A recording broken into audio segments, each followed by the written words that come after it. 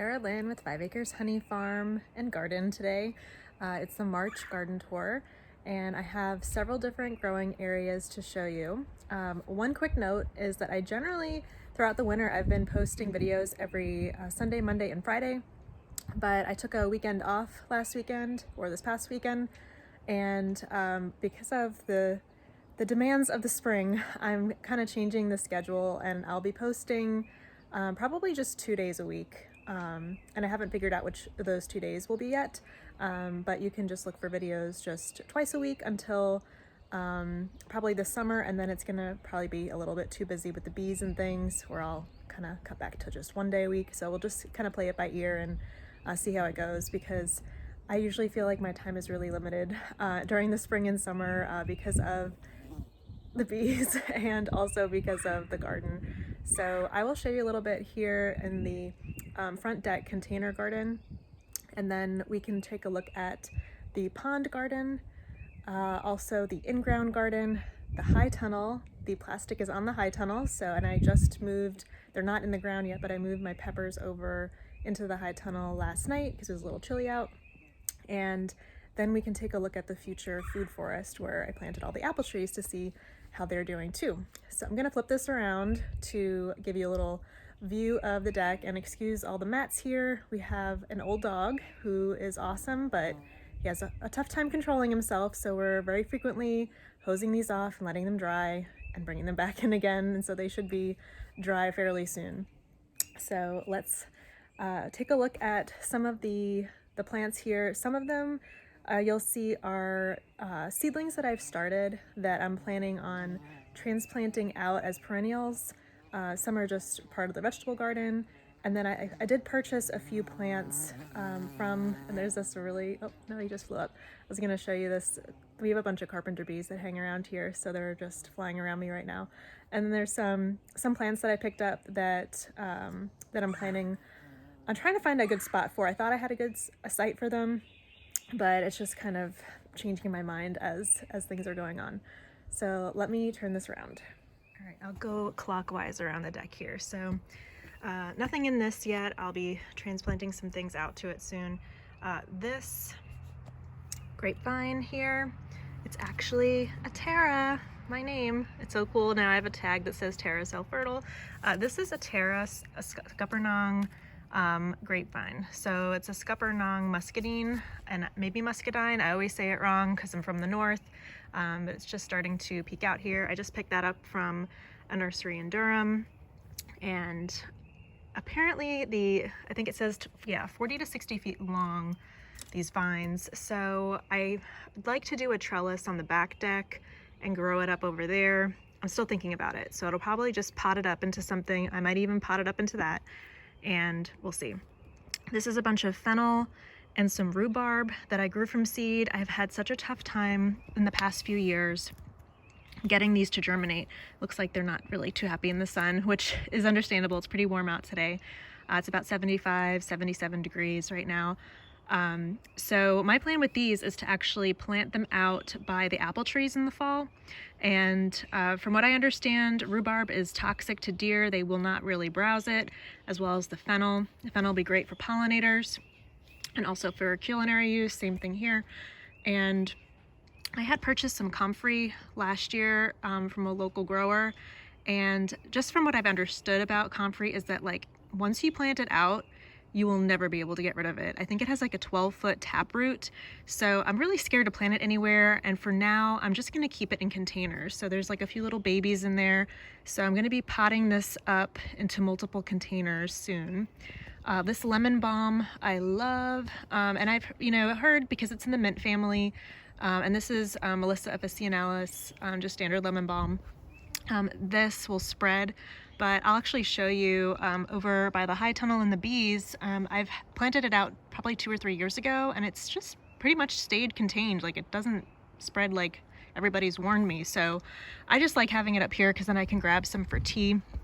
And this was another rhubarb, but it just kind of died yesterday. So so far I've just been successful with 3. I originally had, I think, 5 seedlings. So actually, no, I do have a 4th one. I put it in the shade because it really didn't like the sun so much. So So yeah, I've got 4 of those going, which will be nice because I can get a good balance of those on the north side of the northern apple trees to keep it a little bit out of the sun. Oh, wait, I actually have, I think this is number 5 of rhubarb, so I actually have another one besides that. Some mint that overwintered and parsley that overwintered, and I have turmeric in here. It just hasn't come up yet, and I'm just kind of, right now things are in a little disarray because we had our decks stained, so everything had to come off the decks, and it took them several months. So everything was out from October to March. It was just like sitting out in the yard everywhere. So I'm still organizing and still bringing some more plants back up. So that's why this is empty, because I'm still moving. I just put these together in the past 2 days. I got them on Wayfair, and I really wanted a better place to sit out here. And the 2 chairs that I used to have out here are actually part of the set that we have on the back deck, so I've moved them back. And then the little table that I've had is really rusty, and it's probably in its last year. So this will be nice where I can hang out here. And these I only just learned today. There's a zipper here, so I can wash those, and I hope this will last a while. I've got this is Johnny. It's a brown turkey fig, but I call him Johnny the Jive turkey fig.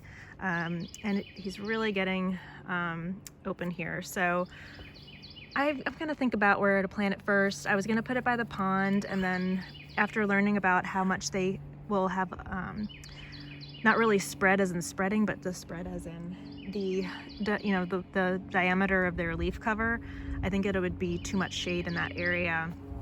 I had overwintered some radishes in there that are now coming up, and I'm letting those go to seed. And then I'm going to add a whole layer of mulch in here, and probably a pepper is going to go in there. Haven't really decided there. And got more lemon balm. This is catnip. And then there's some mint back there. This is where I keep a lot of my sweet alyssum, and these all overwintered, and I do have fresh seedlings to put in there. I had tried growing purslane last year, and it's way too invasive. It just kind of took over, and there's still some little ones coming up. So I'm gonna try and put a layer of cardboard here and some compost on top to just suppress them, and put some other kind of pollinator plant in here. And I've got this blue sage. This is its 2nd or 3rd year. This will be its 3rd year coming back, 3rd summer.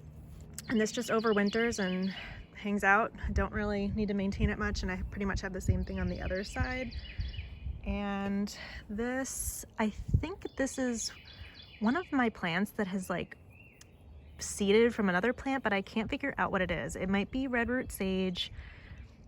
I have to figure it out still. So this is, I haven't ripped it out yet, because these containers kind of overwintered here, so I'm not sure what it is, but to be determined. I just transplanted this butter crunch lettuce in, and there were some radishes in here, but they were kind of sad looking, so I just layered compost on top, and some of them are growing through. And this is motherwort. I've got this container of carrots that have overwintered since Labor Day weekend last year is when I planted them. A sad cow in here. And then this is an old chicken water that had rusted in some spots and wouldn't really hold water. And I used this to grow peppers last year, and the stems are still here, and it worked really well. And so last winter I dropped in some chamomile seeds, and they're right there.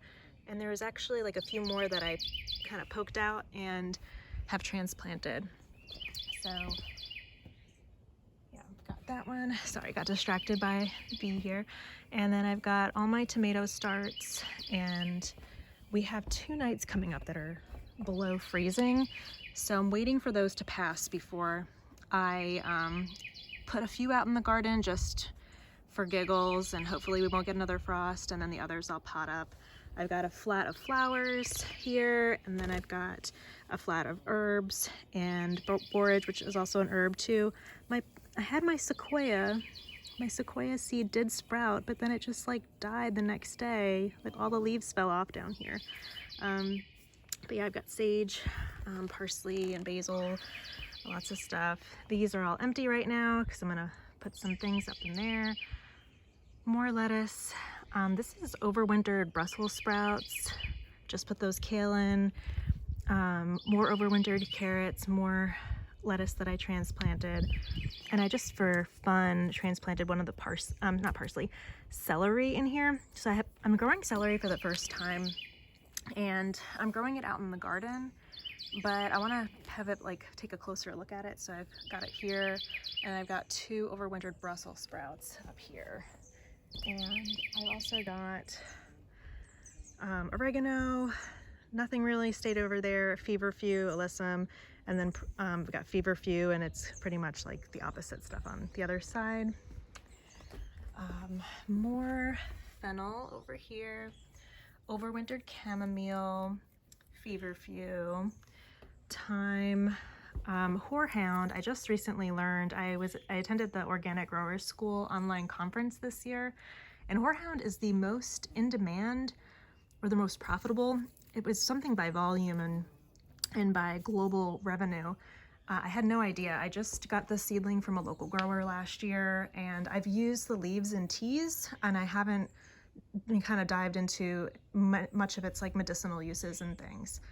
So if you know anything about horehound, I'd love to learn. And I think this is St. John's wort. I forgot to label it, and so I really can't remember. So I got it from a local grower, same one as a horehound last year, and the tag fell off, and I don't remember what it is. I think I said I've got regular thyme, and then this is a variegated lemon thyme and red root sage, and that is so far how the front deck looks right now in March, which is really nice. And then there were the 2 containers of peppers I had here yesterday that are out in the high tunnel now. So this was a very full space yesterday. And as the next few weeks change, I'm going to be moving a lot of these containers around. And what I like to do, so like this trellis here, and then these little repurposed items that I use as trellises over there. What I like to do this time of year is to keep all the plants that won't be there along the edge, and then that way I can get the tomatoes here with the tomatoes and peppers can get the best sun right here up until they need a trellis and support, or maybe the tomatoes need the support, and so then I move them over here and they can kind of rotate. They get more sun exposure then, and a little bit stronger. So that's something that I've been pretty successful with the last 2 years. So if you have any other tips about growing in containers, I cited this on the south side of the house, so I'd love to hear them. But let's move over to the pond garden, because I have something that I am absolutely thrilled to show you. I was kind of freaking out a little bit yesterday because it was a really awesome surprise, so let's head over there. This is what I am so excited to show you.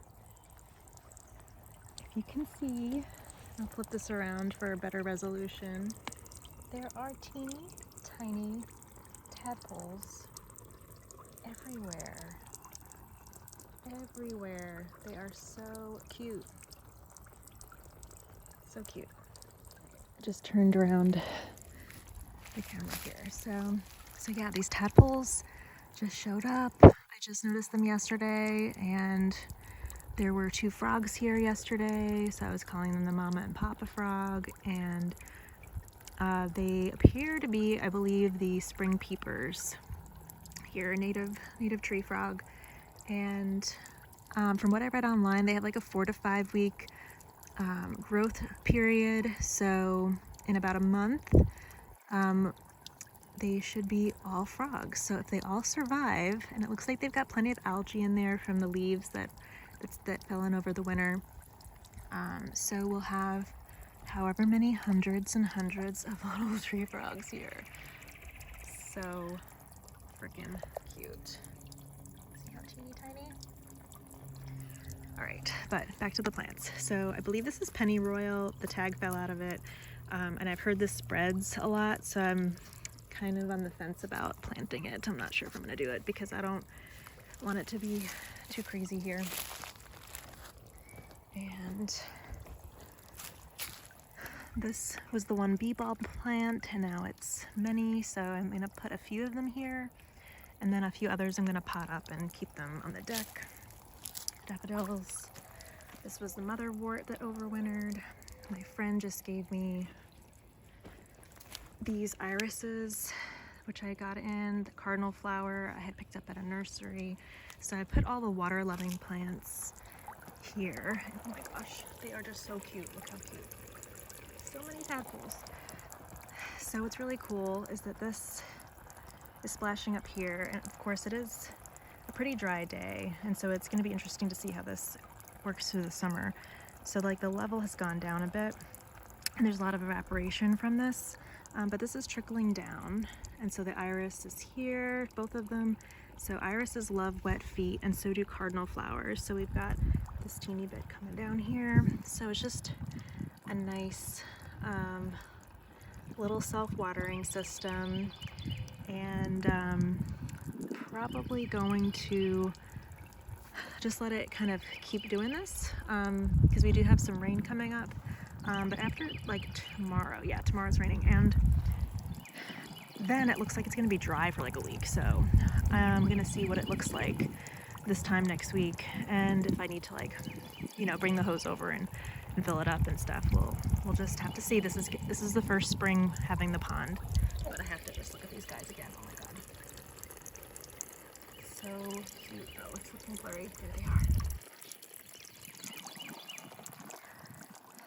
All right. Here, I haven't put any stepping stones in yet, so I don't really want to step on all this stuff. But I still have the motherwort. I just put one of them in that kind of reseeded itself here. Lavender and sage. Trying to figure out the best placement of them, and I really would like to have a footpath in here first before I put much else in. This bed of garlic looks so good. You can see the old corn stalk from last year still in here. This is a hardneck variety in this bed, and then I've got some of the same hardneck over here, and then some soft neck that I'm growing for the first time over here. And this should be done by June or July. What I'm gonna do in the next few weeks is I'm gonna start planting up here because there's nothing in here right now. This will be the Three Sisters garden box, so we'll have we'll do squash here, and then I'm gonna interplant corn among the garlic, and then once the corn is kind of coming up a little bit, then I'll plant the beans. And I had a good success with that method and that planter last year, so I don't want to repeat the same thing in the same box. I'd like to rotate, and then I haven't decided yet what I'm going to do over there. And then also in the next few weeks, I'm going to order another one of these cedar raised beds, and it's going to go probably over here. And what I'd like to do is extend in the fall, I'll extend this whole soil area to kind of surround this so that it'll be like one pond veggie garden neighborhood over here.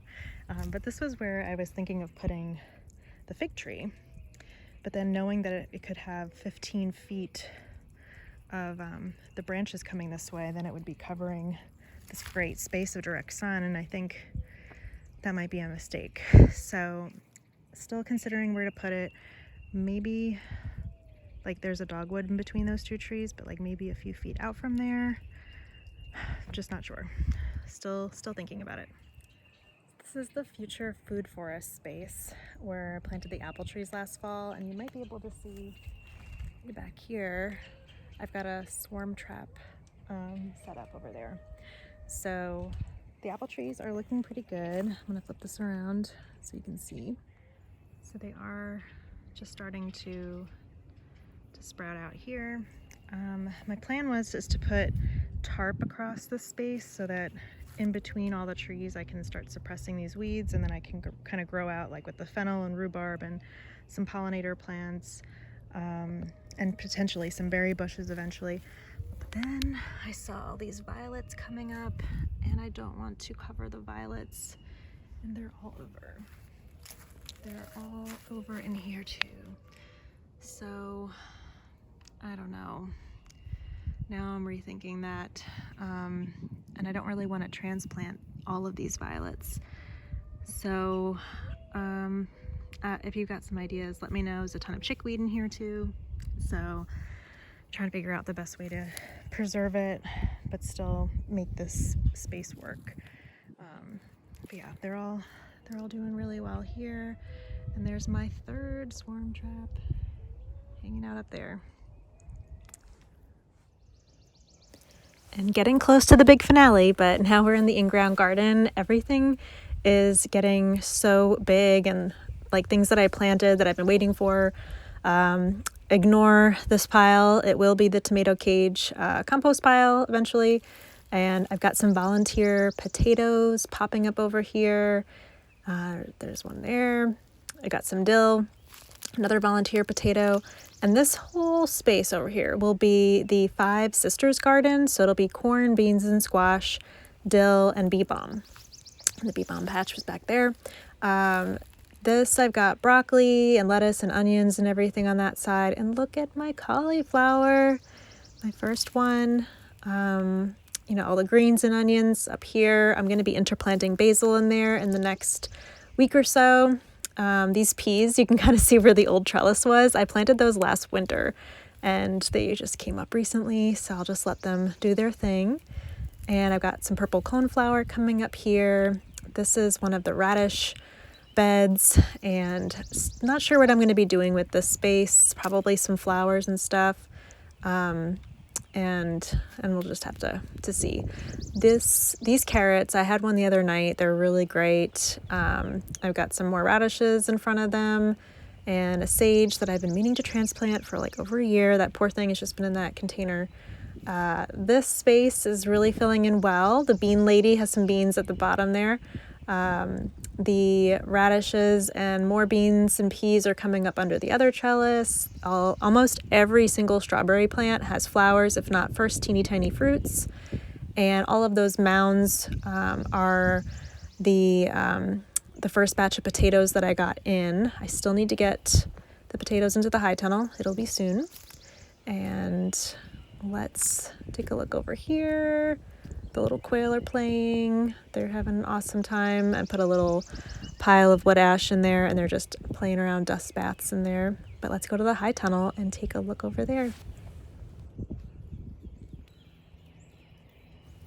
One quick thing before we walk over. I've got my berry bushes up front here, and this looks like it's dead, but there's actually some growth on it. It's a beauty berry bush. Yep. There's the little leaves that my beekeeping mentor gave me. This and this plant are the snowbank white blackberry, a rare blackberry, and I got them as starts that were like 6 inches tall like 2 years ago. So they are just thriving over here. But now the grand finale. Da-da-da. There are the peppers. I'm almost done layering the cardboard and some packing paper and stuff, and layering the compost on top. It's all no-till. That's how I manage the whole garden too. So just layers and layers. And what I've got over here are my pepper starts, and the other door, which I'm going to move the quail on the other to the other side over there near the woods for the summer to give them some shade. This whole space, I'm planning on having potatoes. I'm planning on putting the irrigation in that back corner, and then putting stepping stones right in here, and then adding a little holder for a hose from the irrigation line up here. And that way, if I need to hand water things, I can, but then I'm going to do like a soaker hose. Oh, and along all the hip boards in the winter, I'm going to paint some really cool quotes and fun things on it. But it is nice and toasty in here. And I actually broke a thermometer yesterday, so I'm going to return it to Lowe's. But let me show you this view. And I'm planning on tying some string to the main pole up there, and then putting tomatoes along here and tomatoes along here, and just kind of doing what's called a ladder system with them, and just letting them grow up, and figuring out everything that will go in kind of later on. I didn't have any firm plans. Oh, I just realized these doors, because they're new, you kind of have to pull them closed. So just need to do that before we head over and check on the bees and the little tea garden space that I had started to set up over here. So I'll check on everything in a little bit. So the bees, oh yeah, so the high tunnel has roll-up sides, so we're not totally done with it yet. My husband still needs to put the roll-up sides on. And this area is where I started growing a tea garden a few years ago. Then I've got a swarm trap back there. And this is the lemon balm, and you can kind of see, like I mentioned earlier, I've got some on the deck. It hasn't really spread. Some lavender. This is a tupelo tree, which I'm going to recite because it's just not a good long-term place for it. And these kind of like sad, branchy, dead things, they're actually just anise hyssop. And I've got bee balm here. This is a red variety, I believe. And I've just discovered for the first time cleavers. And they're all over the space here. But you can kind of see why I like having two hives is you can really see how different they are. Like, check out this entrance. Like, they're doing their thing. You know, they're definitely active. But then you check out this guy over here. And look how busy they are, and they're bringing so much stuff in. So yeah, there's a lot going on. This is a very full March garden tour. Thank you for coming along.